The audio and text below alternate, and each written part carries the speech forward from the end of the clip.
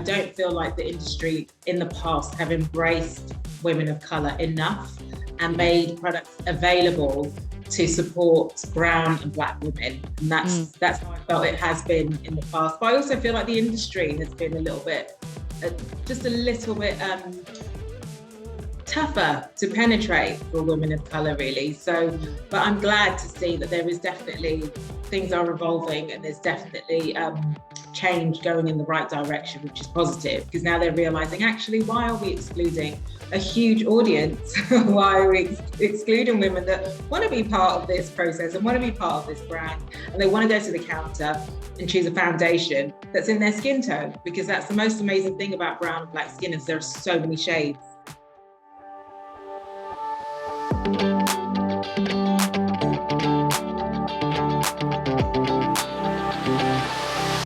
Hi, Charlene, and thank you so much for joining me on my podcast. Hi, Lan. It's an absolute pleasure. Thanks for inviting me. I'm really excited. No, do you know what? I realized that you are literally one of my oldest collaborators when I first started, because what was it, like 20 years ago is when we first met? Ago. Yeah, absolutely. So that was really at the beginning of my career. I think actually, when I look back, we met through Camille, who was the photographer. Yes. And I met her during, like, literally after about 2 weeks when I started to fall into makeup. And she was assisting this other photographer. And we were a bit like closed off, you know, she was really quiet. And I thought, oh, she doesn't want to talk to me. But then we ended up, she was studying photography at the time and she needed a makeup artist. And she happened to hear that I was doing a bit on the side. And she invited me to do her school stuff. And then that's where I met you, right? Yeah, absolutely. It was her final project. And then, but it was incredible. It was so abstract. It was amazing. And I'd never worked on anything like that before. So that was really nice to just be so creative. And I think collectively we did an incredible job, seeing as we were so young and so, you know, experienced. I mean, yeah, what do you remember from that shoot? I remember the set was incredible because she had like splashes of paint everywhere and graffiti. The makeup was really dramatic, and I styled it with like tutus and lots of vintage pieces. So I really went shopping for things that were just classic but powerful statements for fashion. So yeah, it was amazing. We used lots of metallics as well. Do you know what? And I remember as well, it had had to be two models, and it was supposed to be twins, but we didn't get twins. And you know what? That was my first experience of face tape. You know, like now face tape is a big thing, right? Getting snatched. I remember I was like, how am I going to make? And this was very young in my career. I mean, I'd never done an editorial shoot or anything like that, not to that extent. With production and stuff. And I remember going, how am I going to make this blonde, this brunette look like twins, you know, because this was all her own thing, like two personalities in the same shoot. I was like, oh my God.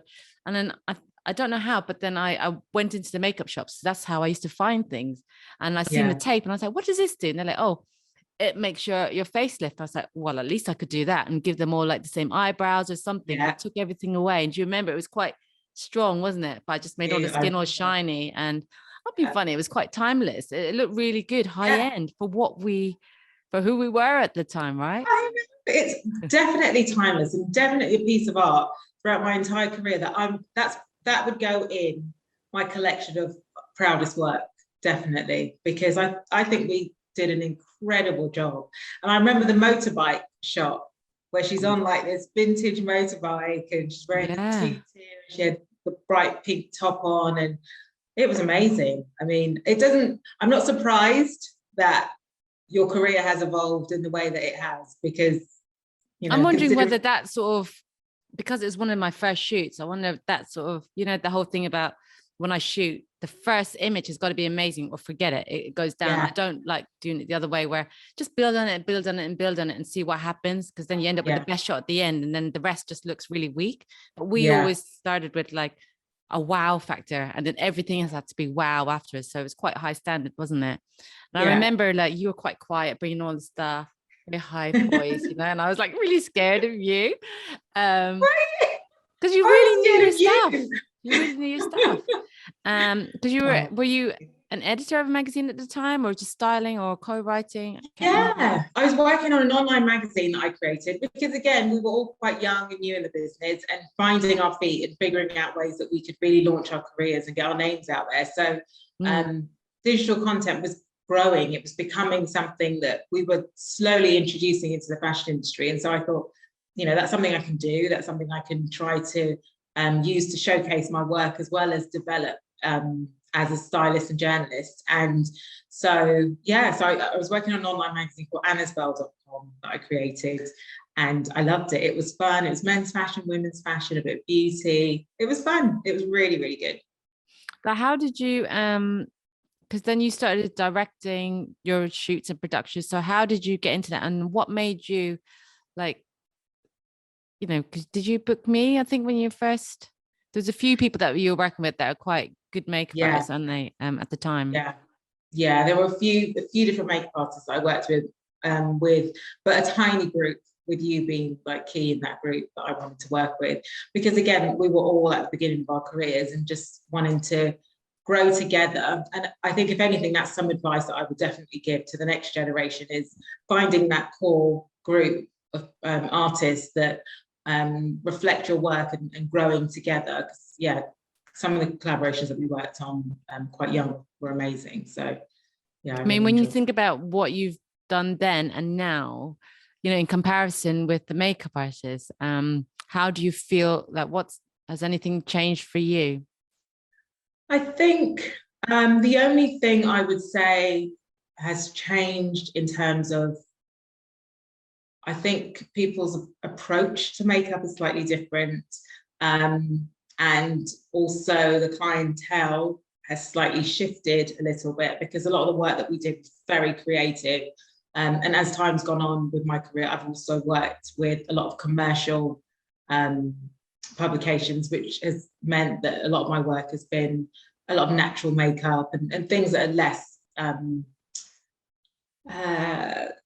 I'd say definitely something that is more relatable to everyday life. But then I love that creative side where you can be a bit more dramatic, like some of the stuff that you do at London Fashion Week, really, because then that is really what fashion is all about, is pushing those boundaries. But in terms of say makeup, because you don't really wear anything, or do you? I don't know, when you go out, I mean, you look really hot. So again, it's very minimal, isn't it? It is minimal. Yeah, exactly. It is minimal. I just wear foundation, but blusher and some lip gloss, really. But then also that could be because I like easy glam. I like to just prep really easily and not feel like it's going to take me 2 hours to get ready.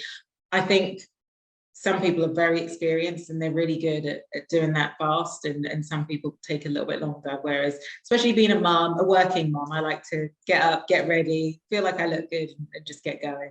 I remember you used to always bring your little one everywhere. And actually, she's now working. Is it Fabulous magazine or stylist assistant? In styling. We bumped into each other when I was doing a celebrity shoot, actually, and I didn't realize. That's that's so amazing, because you never intended her to work in the industry. I mean, tell me about because you're raising a girl. So I mean, how is that? I think it's because, like you, dragging them to work with you every day, they're immersed in this world, aren't they? And they're soaking up all of this energy and this creativity. And actually, for you, you're just working, but for them, it's a real experience. And it's definitely something that obviously really stuck with her. And now she's pursuing a career in fashion. So I'm very proud of her. I'm excited. I feel like I've passed on the torch and she can take it to the next step. And it'll be the same for you, but you've got 2 girls. So you've got double the power. I mean, when you're looking back, because now your girl is in the industry, and if you roll back to when you first started, how much was it a struggle for you? Because I remember you were always in and out, sort of flying about, sort of not being able to commit 100% sometimes, or because it's tough. And I think sometimes if you don't have the support or the guidance on the steps that you can take, it's just getting that in, I think. I do think it's changed slightly now with digital content and the way that fashion has evolved, thanks to social media and new media. But when we were starting, you know, Yeah, that wasn't the case. Yeah, digital wasn't really, I mean, we did the Really? digital because it was a way of self-publishing, wasn't it? And getting out Yeah, there and getting the word out there. And it wasn't really respected then, was it?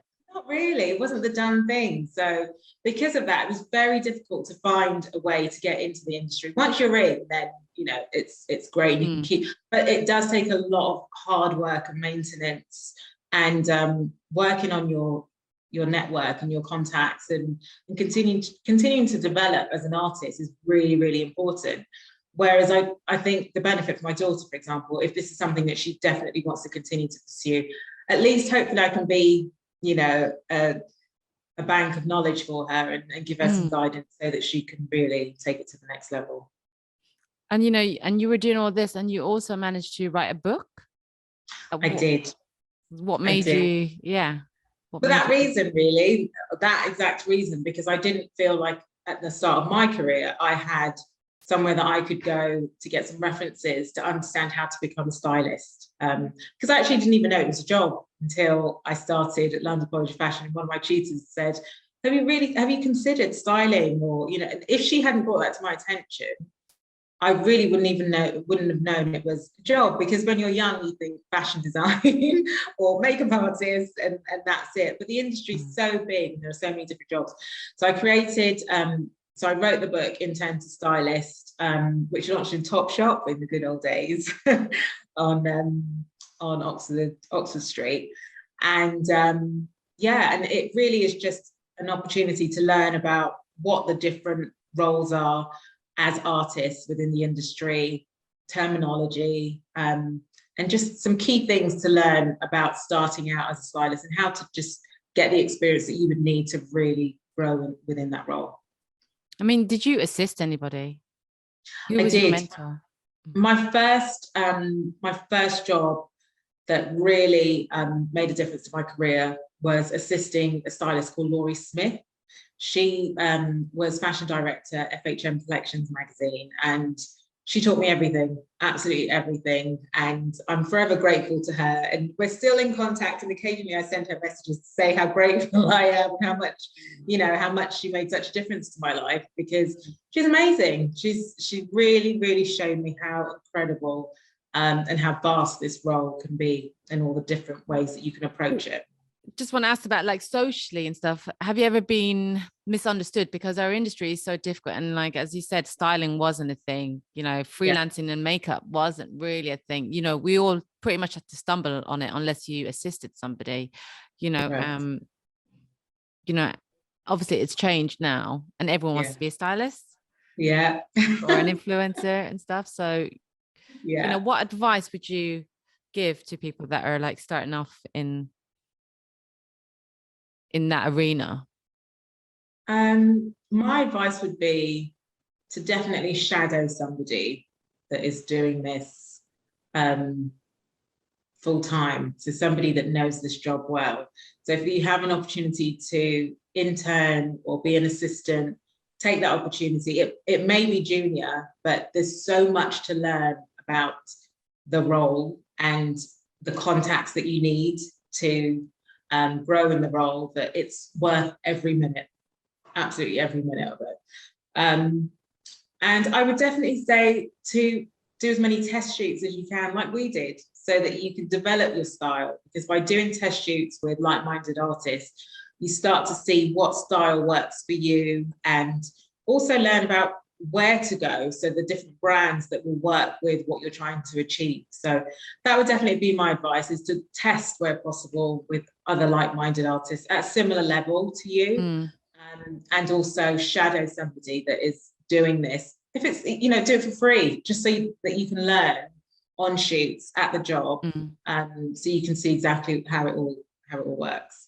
I mean, did your obviously with kids and stuff, so your family, they've been very supportive, or, you know, do you still get a real job type thing? Well, I mean, first of all, my mum and dad still don't understand what I do. They have absolutely no clue. And years ago, I think I told you, my dad said, "You've been doing this fashion thing." Like it's a hobby. Like, I just do it for fun. And then your partner, he's in music. So do you get double whammy of like, what do you guys do, or how do you survive? Yeah, he gets that from his parents too. This music thing, more so his mum, I would say, than his dad, because his dad understands it. But yeah, I do think that sometimes some family members don't necessarily understand what it does. But my brother John actually was really instrumental in supporting me with my career, because he worked in the music industry. So did my brother Joel, but John really wanted me to take a look at how I could get into the industry, and he was the one that actually suggested things like internships and stuff, so I could learn from people. So he was quite instrumental in helping at the beginning, and everyone else has been very supportive. I think sometimes they just didn't really get it. I think my mum and dad still barely get it. So I think if I said I was going to be a doctor or a solicitor, it would make far more sense. But a stylist, like, what's that?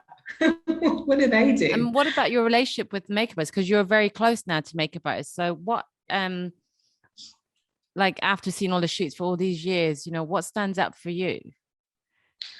I think natural glow stands out for me. I think something, like I said, that is relatable as a working woman, as a mum, something that I feel really is just translatable, and something that everyone can connect with, that can still make you feel like you've made an effort and you've got a bit of glam, but it still looks like you.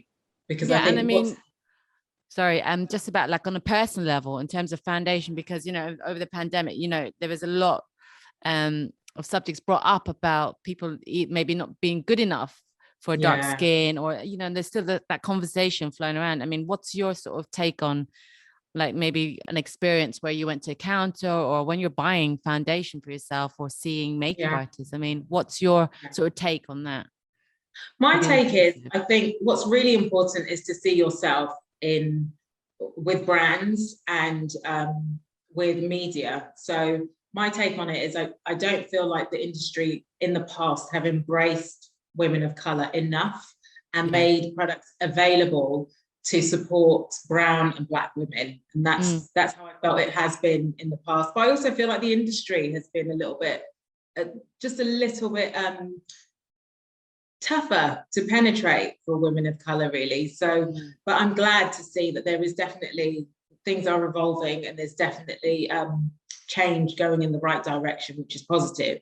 And I like that brands are being more conscious of, and I think that's the best thing that's come out of the pandemic, is our social awareness has completely changed a lot of these approaches for brands, because now they're realizing, actually, why are we excluding a huge audience? Why are we excluding women that want to be part of this process and want to be part of this brand, and they want to go to the counter and choose a foundation that's in their skin tone? Because that's the most amazing thing about brown and black skin, is there are so many shades.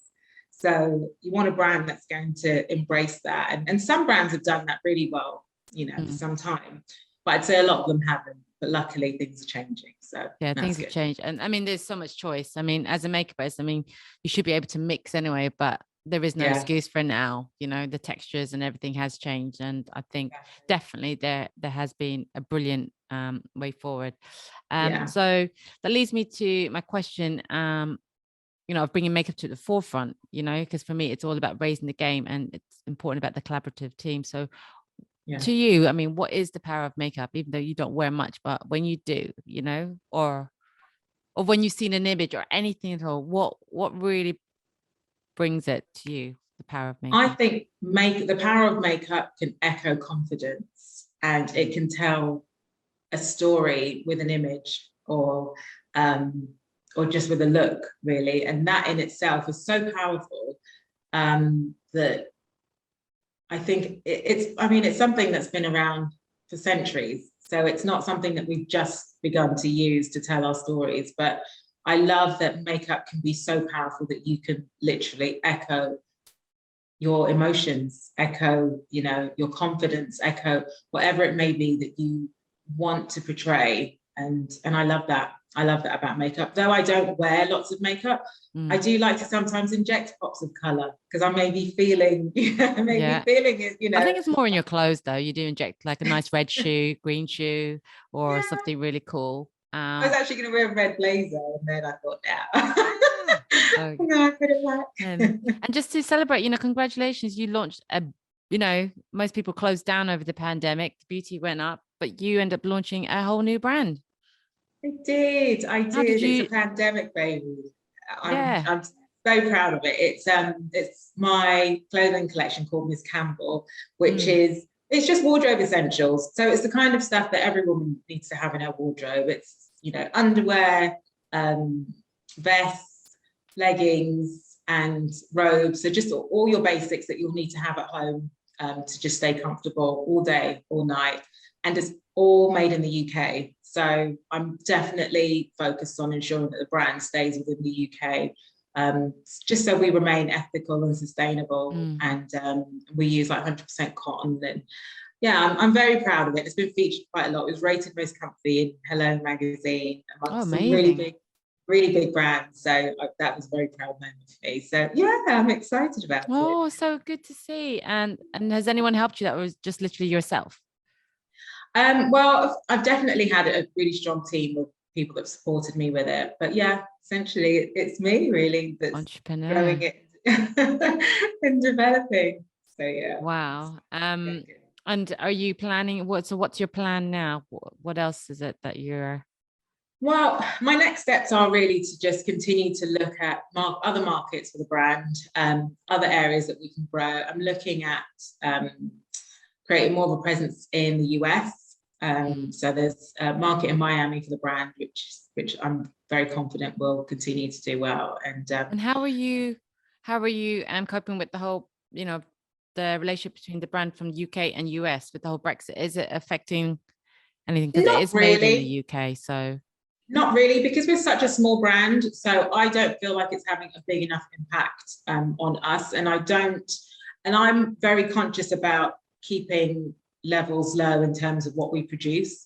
So it's not necessarily about, you know, taking over the market and being, you know, the biggest brand on the planet. That's not what the brand is about. The brand is an independent brand that is readily available in the UK, but also, you know, developing in markets where, for example, women want to have a taste of the UK and they want to know that they're getting an authentic product from the UK. So yeah, it's going really good, and I'm really excited about the next steps and how it's going to grow over the next 5 years.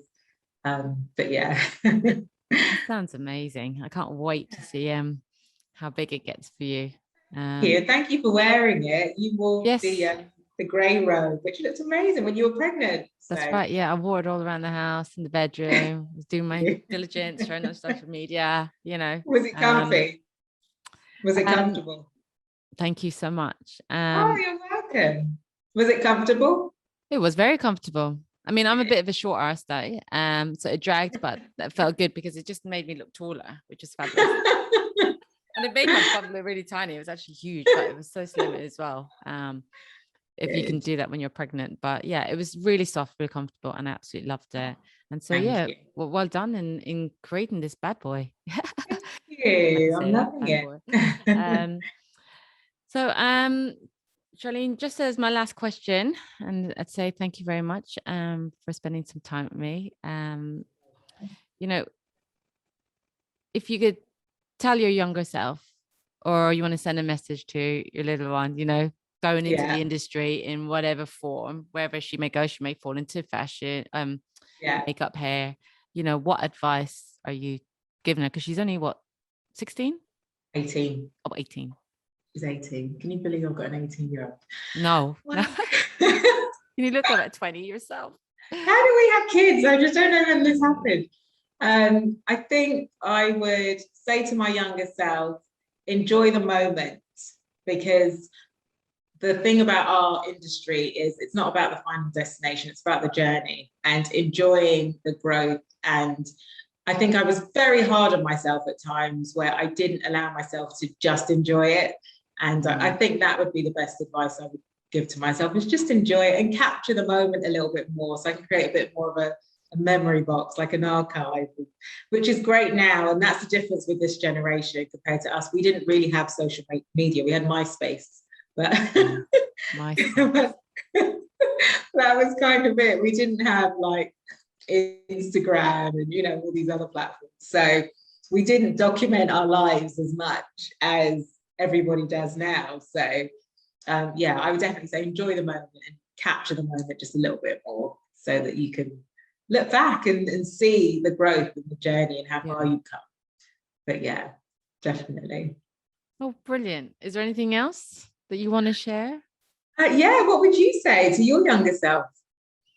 I mean, I was quite, not to listen to other people, you know, like negativity. I mean, I think I was strongest when I was so tunnel vision and being positive.